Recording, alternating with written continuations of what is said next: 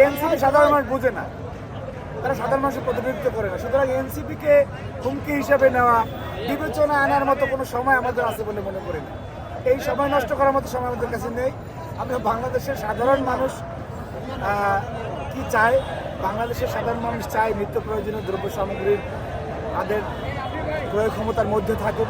বাংলাদেশের সাধারণ মানুষ চায় যে দুর্বিষহ অবস্থা থেকে বাংলাদেশ স্বাভাবিক অবস্থায় ফিরুক। বাংলাদেশের সাধারণ মানুষ স্বাভাবিক মৃত্যুর গ্যারান্টি চায়। আমরা বাংলাদেশের সাধারণ মানুষ, গণমানুষের দল বিএনপি, বাংলাদেশের গণমানুষের ভাবনাকে সামনে নিয়ে আমরা চলতেছি। এনসিপি কি বললো, নতুন আমজনতা কি কি নাম আসছে, এগুলি কি বললো, এগুলি বাংলাদেশের রাজনীতি কোনো ভেরি করে না। তাদের প্রতি আমাদের সম্মান ছিল, শ্রদ্ধাবোধ ছিল।